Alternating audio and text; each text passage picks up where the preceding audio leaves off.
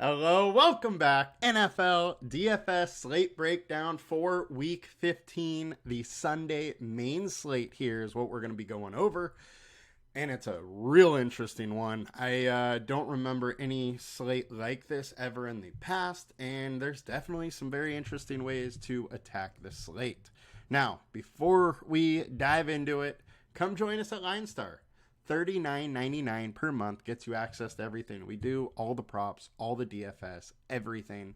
There's nobody that has all-encompassing for such a low price. So come join us. Let's go. Meet me in the chat. Let's hang out and talk some sports. Now, without further ado, so we got a 10-gamer. Obviously, there's 3 games on Saturday. We still have the normal Monday night stuff, and we got 10 games to go over on this slate. So the reason why this slate is so interesting is look at the morning games. The first round of games, there is 1 game with over a 40 total. Everything else is 39 or lower. Then in the afternoon, we got 3 games, all 48 or higher. So if you stacked early mornings and you're winning, take a walk and probably don't watch leaderboard because you likely are going to get passed. It is almost a certainty that 1 or 2 players are at least needed in the afternoon slate. But I mean, some people are probably going to just cancel out the first 7 games and just straight up stack the late games, and there is some merit to that. There are also a couple spots in those early games that we should probably look at to attack. Now, as normal, we're going to go position by position. First, I will give you the little rundown of games that I find interesting. Obviously, Washington versus the Rams, San Francisco versus Arizona, Dallas and Buffalo are all interesting. But then the other faster games of the week, I always mention 3. First, there's the Giants versus the Saints. That is the fastest game of the week.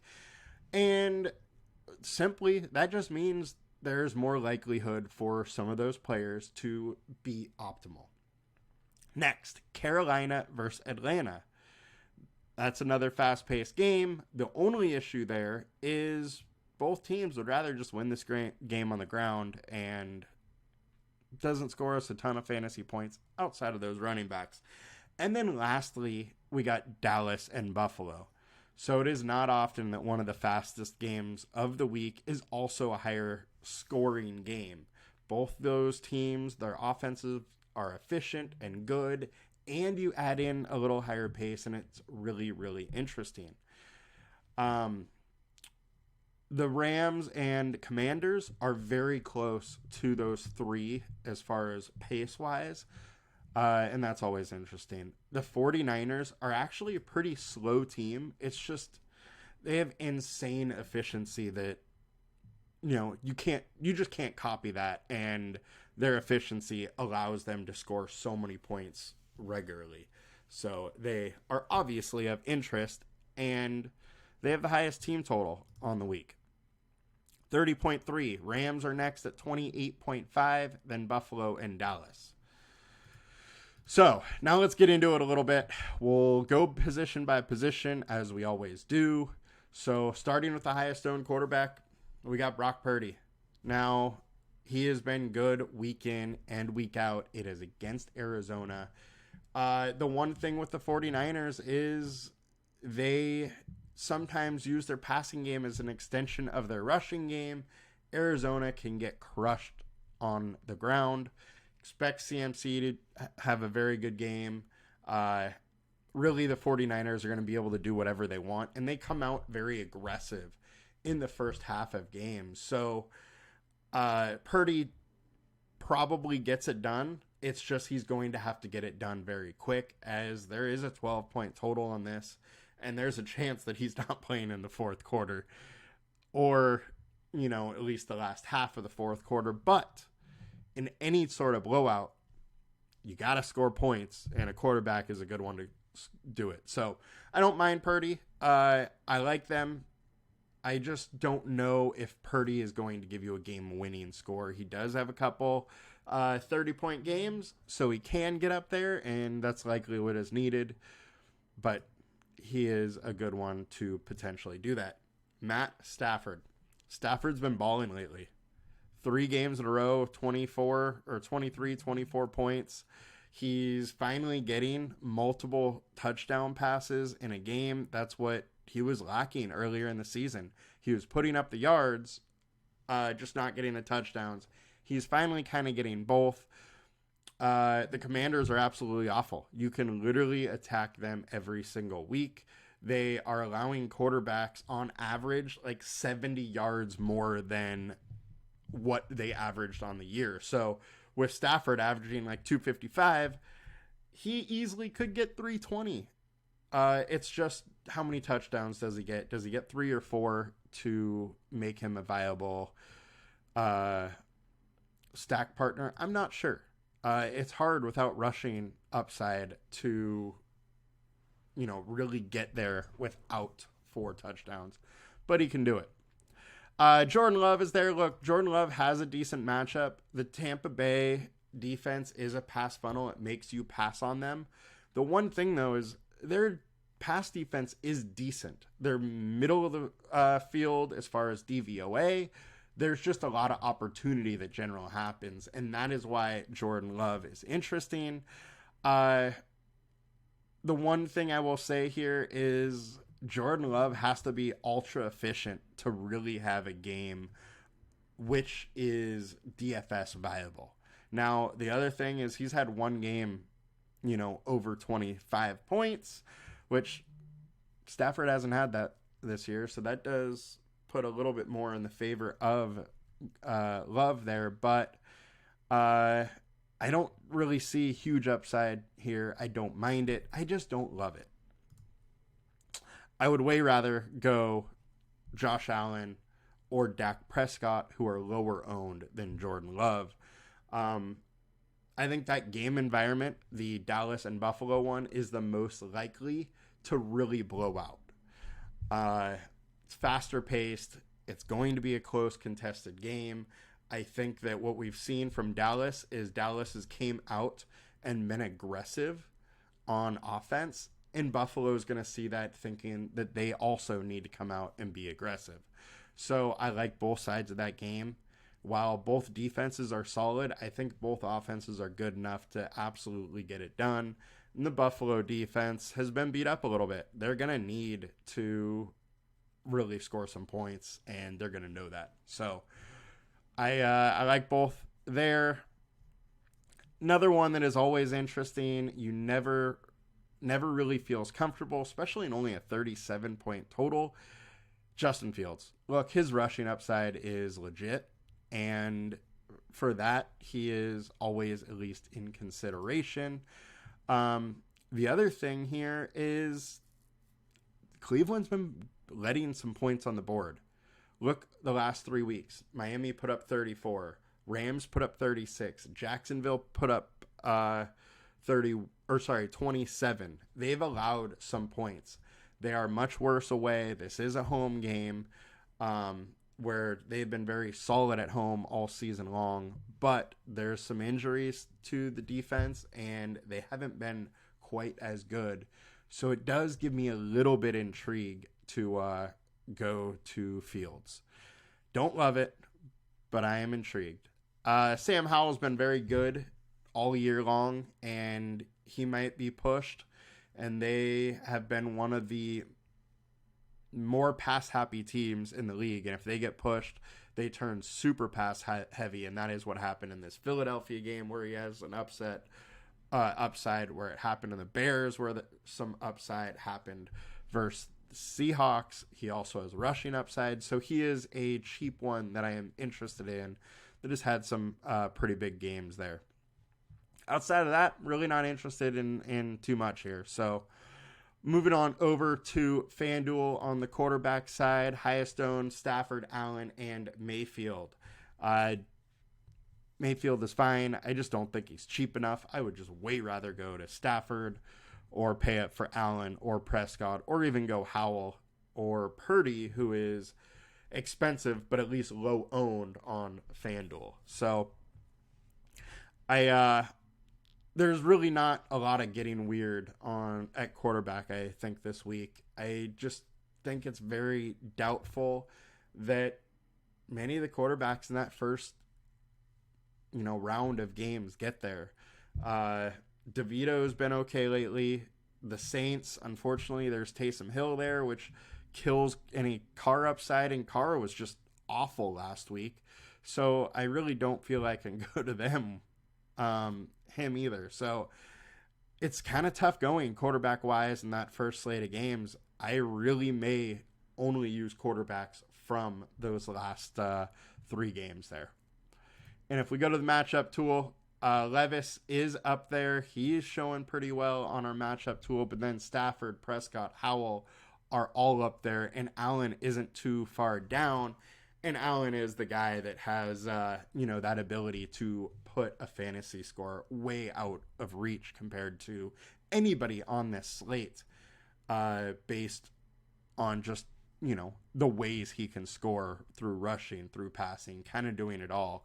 There's just nobody on this slate that is going to have this Josh Allen upside. Now, stacking him is another issue there. So let's get over to running back. We got Kyren Williams, CMC, and Zeke coming in the highest owned. Kyren is in an absolute slam spot, and I like Kyren. But one thing that I will probably do if I'm playing Kyren, I'll probably either have Puka or Cup in that lineup as well. Generally, what happens with this Rams offense is when one goes, there's multiple that go, and Kyren and one of the wide receivers hit at the same time very, very frequently. And that is a way to cut down, that ownership a little bit, because not many people are going to be having those two guys together. All right, and next we got CMC. Look, he is a game changer. He is probably the best running back in the league and the best offense in a game environment that they are huge favorites in. The only issue here is that they could get up giant and try and save him a little bit and rely on Eli Mitchell or Jared Mason for, say, the fourth quarter or something. But if you remember, this is the game that CMC went for 52. They are now in Arizona, so maybe Arizona is able to keep it a little bit closer, but all in all, it is a absolutely slam spot for him, and I do not mind going to him whatsoever. He is going to be super chalky. He is 50 or 9,300, but makes a lot of sense to go there. Next, we got Zeke. So this is the first spot where I am not too sure I am with the chalk on this one. One, Kansas City run D isn't that bad. Zeke was able to get it done last game, largely due to his receiving work, and I don't know if that's something you can count on week in and week out with him. Look, Stevenson is out, so the volume's going to be there. 5,800, not bad. When he gets in close to the goal line, he is likely to be used a lot, so there is, touchdown upside. I just don't see him breaking the slate like he did last week. I think that, 10 to 15 points is the likely outcome, and that's not winning you a GPP. So this is the first one that I'm not sure that I am on as well. And some other plays here. Rachaad White, not in a bad situation. If the Packers are able to push the game a little bit and Rachaad White is able to use his pass catching a little bit more, then he becomes extremely interesting because he is a dual threat and can score a lot of different ways.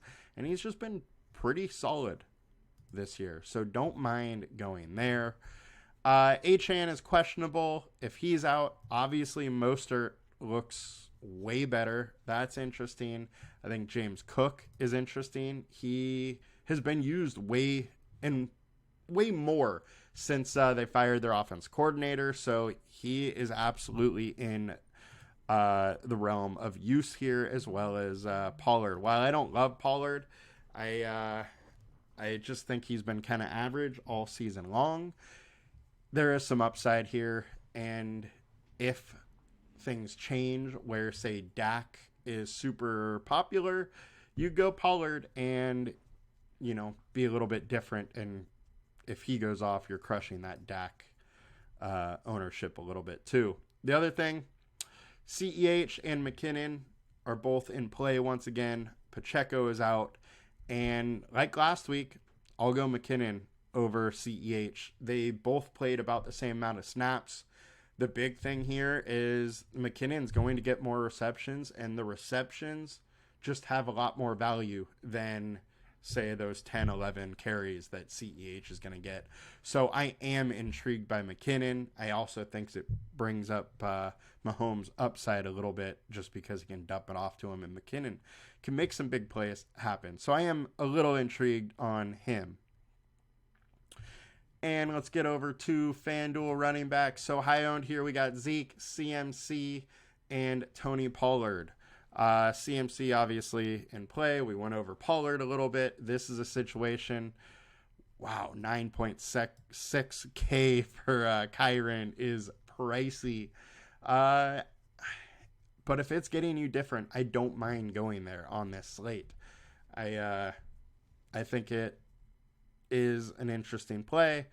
Running back's done well versus Washington, and Kyren has just straight up been elite when it's been his job. There's been, he's had 3 games that you wouldn't want from fantasy. Outside of that, home run. Bijan is also interesting, but pricey. We need to watch this Saints situation. Olave is questionable and expected to be a game-time decision. Their wide receivers are banged up. I also haven't heard what's up with Taysom Hill. It says here that Taysom Hill is uncertain. So if Hill's out again, Olave's out, they got no wide receivers. It comes down to the Kamara show once again. And it's an interesting spot to do just because he can score fantasy points from so many different ways. And matchups. Running back, Kyren, McCaffrey on the very top. No surprise there. Zeke is also there. Talked about White and Bijan being interesting. Mostert, Kamara. Pretty much have already talked about all of those. So let's move over to wide receiver. Scary Terry, Wan'Dale Robinson, and CeeDee Lamb are on top of the board. I think that Wan'Dale is kind of box score following here, and it's not something that I really love to do. Now, he is cheap, but I think that his ownership is a little bit too high, and he's been a guy all season while he will get targets and catches, hasn't done anything with it, and I don't really want to go back to that. I would way rather, if you want to attack that game with the wide receivers, go to one of the other guys. The other thing is that Darren Waller could be back. But the other wide receivers you could attack there, like Hyatt has some really big game ability. Slayton has some upside. I would rather do that than follow Robinson. Lamb is in a great spot. Can't deny that ownership is there for a good reason. Jonathan Jones has been very good. He's going to line up against Rice a lot. Now, I still like Rice a little bit. Do not mind going to him. Puka and Kupp look good. Debo looks good. However, I do favor Ayuk a little bit more in this scenario.